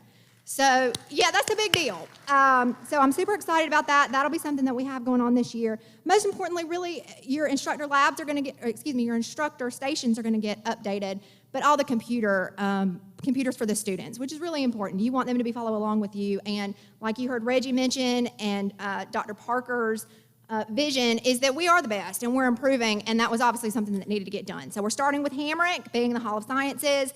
All 4 of those classrooms are getting updates. Second, I want to mention the CTLI building, the Center for Teaching, Learning, and Innovation. Director Justin Bailey and Michelle Perez are over in the new space. You heard that mentioned already, but I wanted to mention it once again. The space is designated for new faculty, old faculty, all the faculty in between. It's a place for you to go find resources to help you be more successful with your classes, your syllabus, lesson plans, a place to brainstorm and collaborate for new innovation approaches for your classroom. That's what that's for. There's a banner printer going in there. They have a designated lab, conference room, training room. So I've been asked to relay that if you'd like to utilize that space or reach out to them, or you're interested in getting over there to collaborate and brainstorm, their email is ctli@limestone.edu. So shoot them an email and they'll get back with you. The second thing, this one I do have a slide for, is FirstNet. Thank you to everybody over the summer who has come out and updated your devices. What is FirstNet? FirstNet was, well, first let me say, we migrated over the summer to FirstNet, and we are still, there's a few left out there we got to attack and get taken care of, but we migrated from AT&T mobility to FirstNet mobility, and it still utilizes AT&T, but it was a substantial cost savings for the institution for us to migrate to FirstNet. All of the mobility devices have been upgraded or need to still be upgraded, and this is your call out. If you haven't gotten with me yet, please connect with me so that we can do that. Service will be canceled, okay? So I don't want you out somewhere relying on your phone and it not work because you didn't get with me. So there's a disclaimer and a call out to those people. So how this applies to Limestone, what really is FirstNet? It got released after 9/11. It was for first responders and law enforcement, but it recently got opened up to higher education. So we definitely jumped on board with that. Nobody likes talking about it, but let's mention an active shooter. Reggie brought that up earlier. It's something that is super important for the safety of our students, for our safety of this campus. If there were an active shooter on campus, students who have all of their mobile devices, as Terry mentioned, they all do, if they're trying to film or text or make phone calls, whoever has the FirstNet SIM in their mobile device is going to have priority over the towers to call campus security, to call 911, to call emergency, and to get out and to reach who they need to reach. So that's what FirstNet's really about. It's about the safety of the campus. It's for you guys to have priority over the towers so that you can get in touch with who you need to get in touch with. And then finally, my last thing real quick I want to mention is the help desk. This year, before the end of the calendar year, we're hoping to make live the portal online for you guys. Right now, as you know, you can either email the helpdesk@limestone.edu, or give us a call by dialing help from your phone, 4357, and you'll get one of my wonderful technicians to help you, or a ticket's generated if you leave a message automatically into the queue. But with the portal, if you go, this is what it'll look like. Limestone.edu/help will take you straight here, and you'll see the search bar there in the middle. If you start typing in a keyword or key phrase, whether it's LMS, you forgot your password, how to set your voicemail, it will automatically bring up articles that have been published by the technicians on how to do that with step-by-step directions. So it's something that you can go there first, type in your question, is there an answer? And you don't have to wait on a technician to come and see you or to get with you if you were fifth in line. So something to really help you guys, start solving problems. You have a place to find that information. Now, if you don't find a solution for your issue, there is a place, and I know you can't really see the words on the top, but hopefully you can see the little blue bar on the very end. That says new issue. And a new issue is basically if something's broken that's supposed to be working, if you can't access a system that you're supposed to have access to, that's what we call an issue that you have in IT. So you would fill, it automatically populates with your AD information, so your email, the department that you're in, the building that you're in. But we do need you to fill out the subject, the description. There's a place for you to attach screenshots. That's so helpful. The more information that you can give us and the technicians the first time around, the quicker we can get to you and find a resolution to fix the issues that you have. Now, if it's not an issue, the other option you're going to have is a new request. A new request typically is something that's, it could be monetary, so a new software request, a new hardware request. You'll see automatic requests loaded to select from. If one is not there, there is one called a custom IT request. I will continue to build these as you fill out the requests if I notice that we need to have one made that's a common one. It asks for supervisor approval, and basically the more information that you can give us, the better we can assist you, the quicker we can assist you and be more thorough and benefit everybody all around. So that's the new portal, limestone.edu/help. Today, if you were to go there, it takes you to the help desk page, so it'll tell you all about the help desk, how to get in touch with us, the contact phone numbers, there's information off to the side, software, voicemail guides, stuff like that. But in the future, once we get this launched, it's easy peasy, limestone.edu/help, and you can put in a ticket yourself. Place for you to manage your tickets, just a really great tool. So that's all I got. Hopefully I'm on time. Dr. Beloga didn't pull me off, so.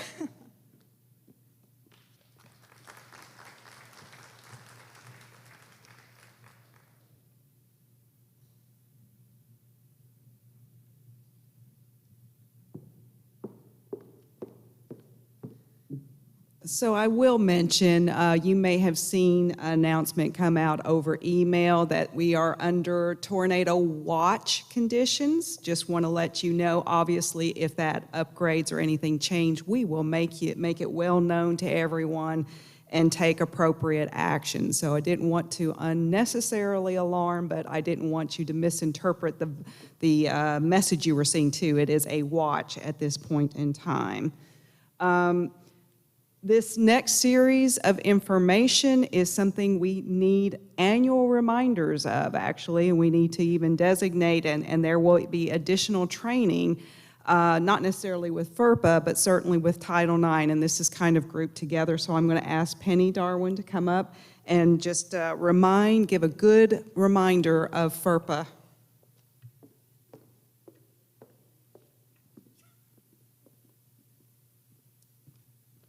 Good morning, everybody. Glad to see you all back. Hope you're ready for a new academic year. I just want to bring up a few reminders about Ferpa. Of course, Ferpa is the federal law that protects our students' rights when it comes to their education records. Until they reach the age of 18, that's all handled by their parents. But once they reach the age of 18, that right transfers over to the student. I know it's real easy to be discussing students among yourselves when you're at lunch or in the hallway, or maybe you're on the phone talking to another colleague about a student and there's a student worker in your office. Please keep that in mind when you're discussing students. You never know who might be outside your door just passing by, or somebody might just step in your office to ask a question and hear something.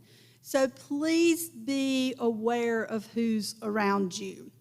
The student has the right to designate who you as a faculty or staff member can talk to, and that is contained in the HALO. If you go to the HALO faculty tab, and then it's under reports, communication authorization. These need to be updated yearly, and I'll be sending out an email to all students once classes start, for them to go in and make changes. So that's something you need to be aware of very often. Don't just go in and look at it one time and say, oh, I can talk to mom and dad and never go back to review it again, because students can and do make changes. Divorce happens a lot of times. We have death in the family sometimes. So those authorizations do change. I did mention it to Stacy. It is... let me back up. You can view whether a student has given authorization and Navigate. It will indicate whether they have chosen someone or not, but you cannot see who that person is right now. So you will need to log into the HALO to do that. There are some exceptions. They're called directory information that we can give without the student's knowledge. That's things like that we give out to newspapers, to athletic events if they're writing stories, and that's things like their name, their hometown, if they've gotten any awards, their dates of attendance, and what degrees they've received at Limestone. But that's just what we call general information, and that can be given without their assent, unless they have given specific instructions that we can give no information. I've been here, 18 years. I've never had a student say you can't give any information out about me, but I'm sure there's a first time for that. So if you have a question about it, please give anybody in my office a call. We're always there to help with this and any other information. The only time that information regarding a student can be given out, personal information, is if Dr. Bilaloga, for instance, is doing some work and needs information on a student. If a coach is needing information on how a student's doing in class. Anything like that that is within the Limestone family, that is not captured under Ferpa. Ferpa is most oftentimes dealt with outside of the Limestone family. So anybody that has any dealings with a student, whether it be a coach, an instructor, a tutorer, an advisor, then that information is available. Like I said, if you have any other questions, please give me a call. We do have information on the registrar's page. You can go to limestone.edu/FERPA, and you will find our FERPA policy for the institution, and we're available to help any way we can. Thank you.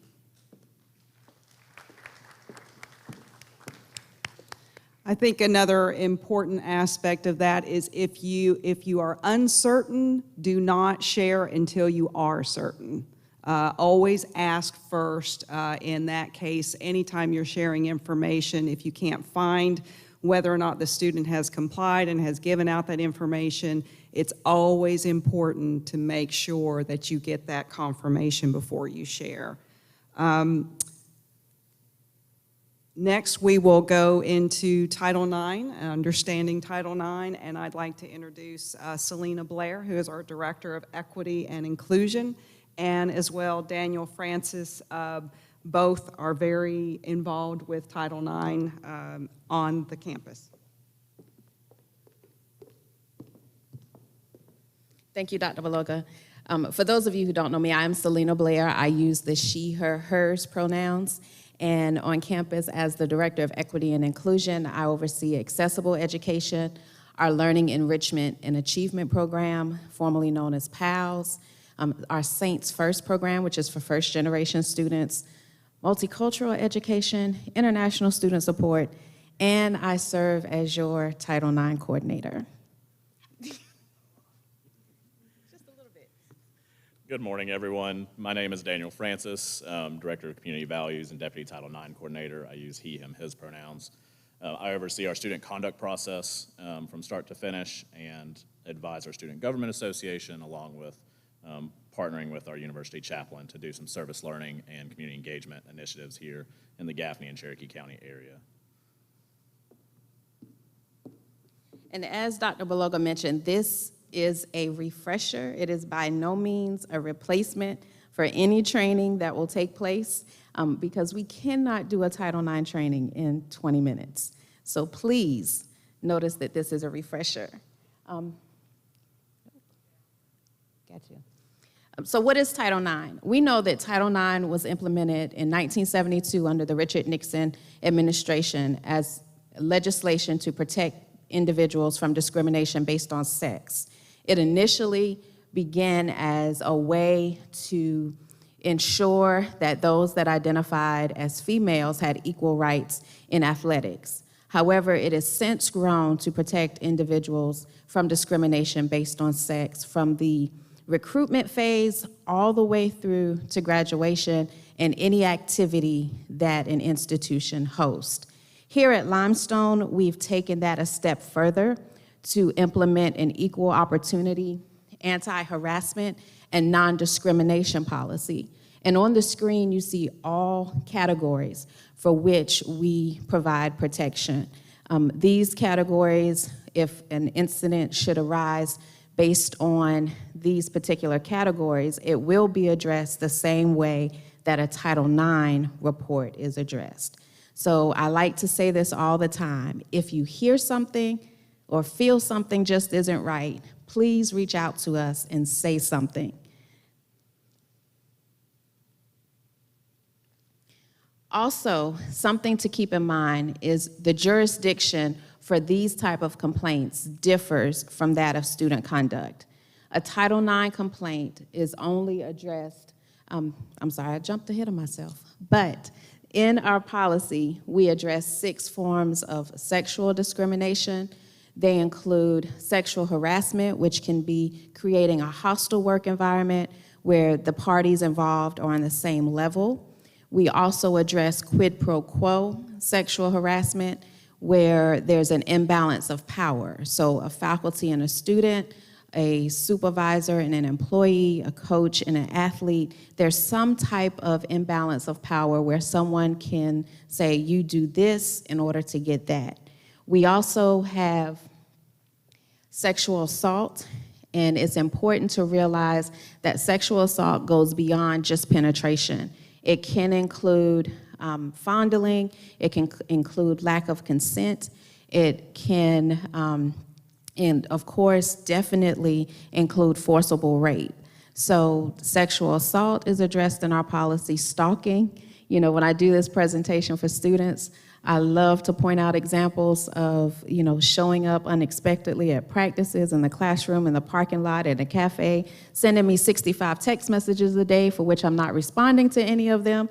That is stalking. Showing up in my DMs, Twitter, Snapchat, Facebook, Instagram, all of that. Stalking, if it is unwelcome. We also address dating violence, domestic violence, as well as sexual exploitation. So we encourage everyone to be mindful of when you're using your electronic devices. Make sure you're checking your backgrounds when you're taking these selfies. We definitely have fun with our athletes and remind them when they're in the locker room, just keep the phone away, because you never know if someone is unclothed behind you.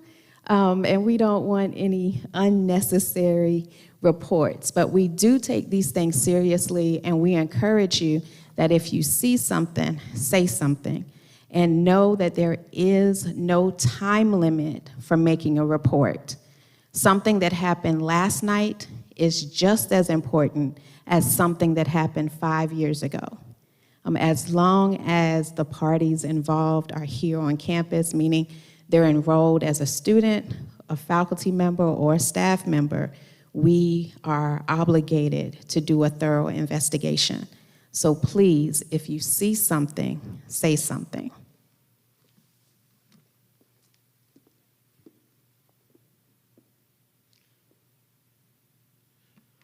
So now that you've heard a little bit more about Title IX and received this refresher, what is your role? Everyone in this room, with the exception of the university chaplain, our counseling center staff, and our health services staff, are all mandatory reporters. If you become aware of anything that is related to Title IX, there's an obligation to inform Selena or I. And we highly recommend you come directly to us if you're aware of a situation that falls under one of the categories discussed earlier. Even if you're not sure, don't try to take on the burden of making that decision. Is this Title IX, is it not, yourself? Just let us know. If it's not, that's okay. We'll be able to process that, look at the regulations, and handle it from there. But don't take on that burden. Please feel free to bring it straight to us so that we can start working on that process. But everyone in this room, with the exception of these individuals, are mandatory reporters. So if a student comes to you during an advisement appointment or talks to you after a class, or you overhear something that's concerning and sounds like it fits in this category, go ahead and let us know. The sooner we know, the better. And as Selena has said, if you hear something, see something, please say something. This includes situations involving students and other students, faculty and students, staff and students, or faculty, staff, and other faculty, staff situations. So this involves everyone here at Limestone. There are going to be some opportunities this semester to engage in some more training related to Title IX, because as we've said, this is not an all-inclusive reminder of Title IX policy. This is not a full training that typically takes an hour or more. So we have 3 opportunities this semester to engage in Title IX training. The first will be on September 9th, and then we'll have an opportunity in October and November. So if you're available, please attend one of these 3 trainings. They're all identical, but we highly recommend attending one this semester, just so you're fully aware of the Title IX policy. A little bit more information, if you're interested in becoming a part of our Title IX team, please feel free to reach out to us, either Selena or I. We have a great team of advisors and investigators that are part of the process, nearly 30 individuals, but we're always open to more individuals that want to assist us in that process.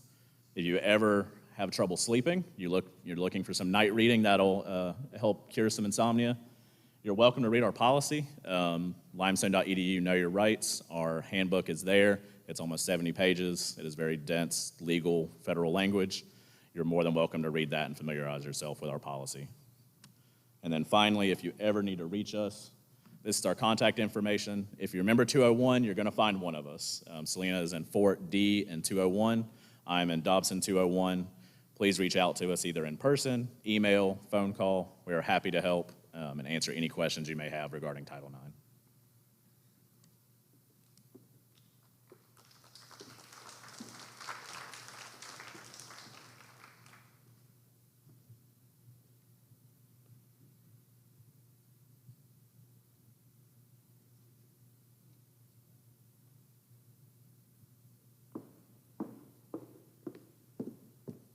So I'm going to put Selena and Daniel on the spot and just remind you that a mandatory reporter, that means even if the person you are talking to indicates that they really don't want you to tell anybody else, you're still a mandatory reporter. And I'm getting a shaking head acknowledgement.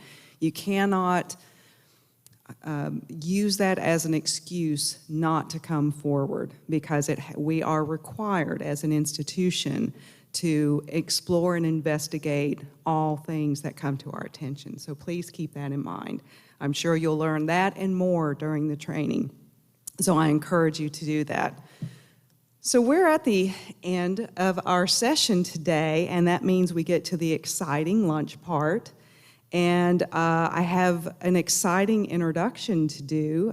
Many of you may know our next chair of the Board of Trustees, Mr. David Riggins, and I understand he is in the back, and forgive me if I can't see there. Everyone, please acknowledge Mr. David Riggins as our board chair. He will be joining us for lunch today in the Heinz and Riggins Center. And yes, there is a connection between his last name and the name of the center. So please, I'm sure he will be able to talk to you at length about his commitment and contributions to the university over the years. I also wanted to take this opportunity to point out that we have a new Board of Trustees induction, and these will be our officers that will be inducted this year. Obviously, you see Mr. Riggins' picture there leading the pack. But as well, I wanted to show you that we have new introductions to the Board of Trustees, and they will be members this year. And so we look forward to this slate of members joining us this year, leading the university and making good decisions along with administration, faculty, and staff. So you are dismissed. Again, we have lunch that will be served in the Heinz and Riggins Center, and we look forward to interacting with you there. Thank you for your time and attention today.